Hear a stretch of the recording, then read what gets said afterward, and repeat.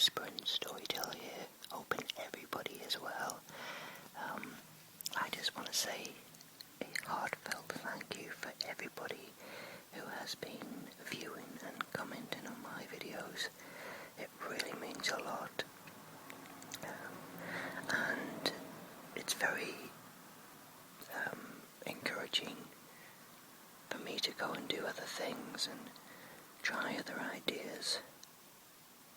So thank you very, very much. I thought today I would just basically ramble as I look through a book. This one is called 1001 Movies You Must See Before You Die. Now this book has been out quite a few times. It keeps getting a new edition every year, it seems. This one goes up to 2006, so it's a few years old, this one now. And I actually got this as a Secret Santa gift. Basically, it's a secret kind of drawer where work colleagues have got to buy each other a Christmas present, and we get a kind of a budget of how much we can spend. And I got this, being such a movie buff, and it was a good choice, because this is something I often go back to and look at, usually when something comes up on TV that I haven't seen, and I kind of get a critical analysis of the movie. So this one kind of covers every genre of film, from the origins of cinema, back in the early 20th century, sorry. So the first movie that was ever made, as such, was La Voyage dans la Lune, which is a trip to the moon, back in 1902. Wow. This lasted for a whopping 14 minutes and was a huge commercial success. I'm familiar with this picture of the guy's face in the moon. It's quite an iconic picture, but strangely I don't think I've actually watched it. So yeah. And there's also the Great Train Robbery, which was made in 1903, which lasted for 12 minutes and became the first Western, which initiated a genre that was in a few years to become the most popular in American cinema. Yeah. So we kind of cover the whole silent era. And there's Metropolis there, which of course was the first epic science fiction, with its huge sets, thousands of extras, and then state-of-the-art special effects. A very iconic movie is Metropolis. We then cover the silent era. If anybody's had the chance to see Joan of Arc from 1928, The Passion of Joan of Arc, which was directed by Carl Dreyer. A very, very powerful movie, all shot in close-up. It's a very searing and disturbing film, that one. Very painful to watch, and I think the lady who plays Joan of Arc is absolutely tremendous. Portrayal. Yeah. We then move into the 1930s, which of course for me, I think of the 1930s, I think of The Wizard of Oz and Gone with the Wind, and Dracula.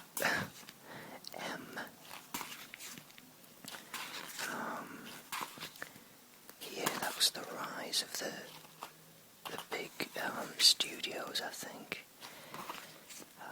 42nd Street. So it was the musicals were a big thing, and there's of course the Marx Brothers in Duck Soup.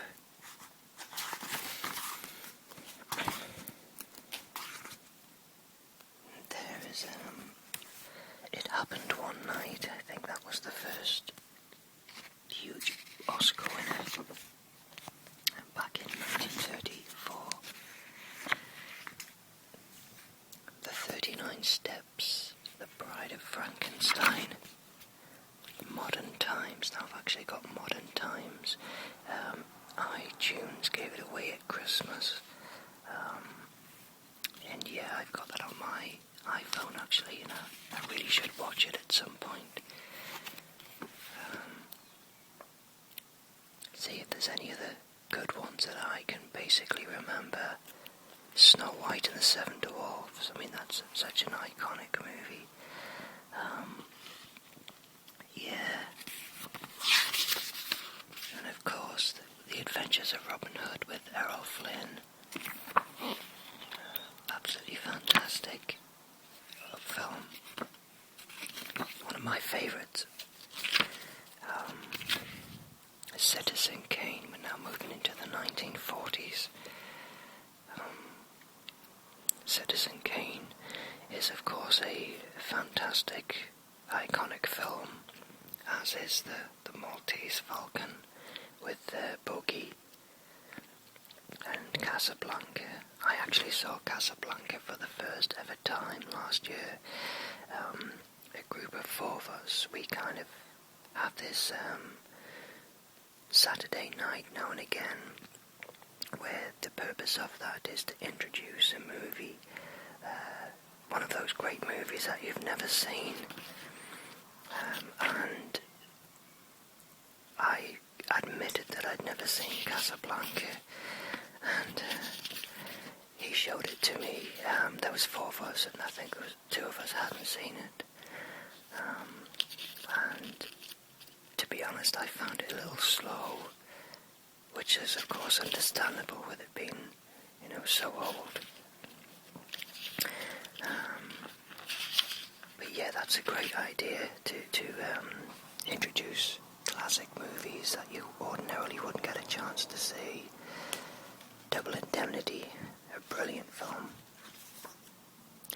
One of my absolute favourites is It's a Wonderful Life. I try to watch it every Christmas Eve if I can. It's one of those movies that stays with you forever, no matter how many times you see it. Yeah, absolutely timeless, fantastic film.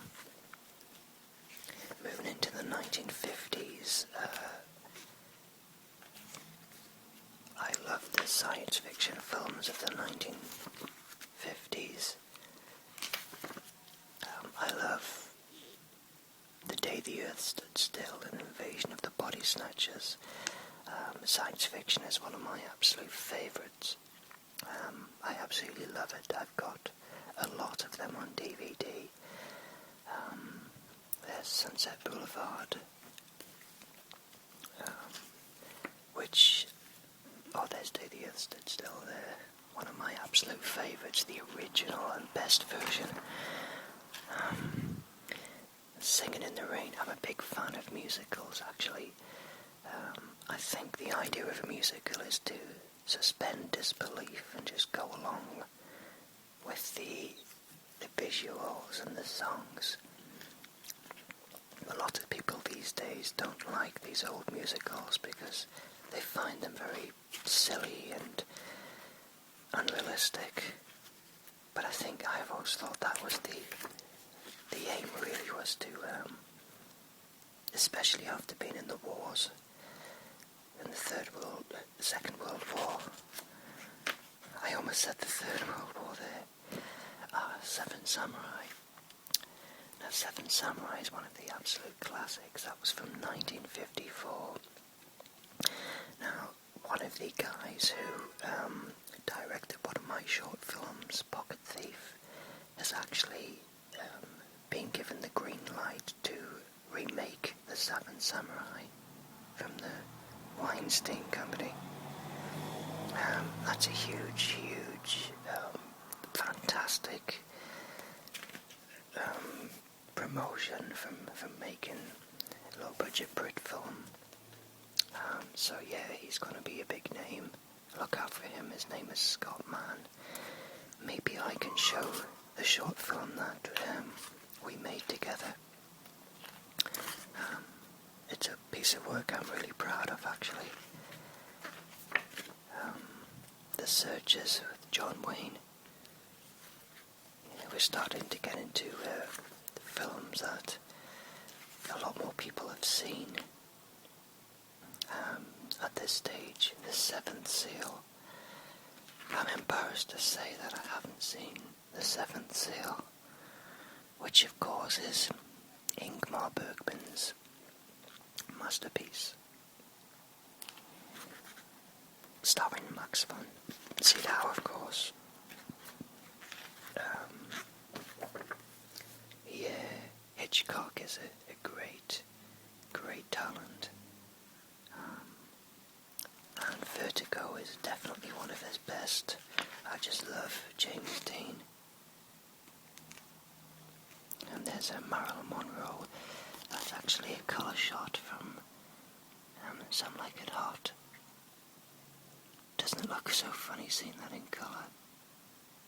Of course, one of the great comedy classics that inspired a generation of cross-dressing comedies such as White Chicks and such. The big epics now, Ben-Hur, which has just had a fantastic Blu-ray release. Some of these old films were made on 70mm, which transfers beautifully onto Blu-ray. And there's the granddaddy of the horror movie, the modern horror movie, is Psycho, of course. No matter how many times you've seen Psycho, it never fails to mesmerize. Fantastic editing and direction by, of course, Alfred Hitchcock.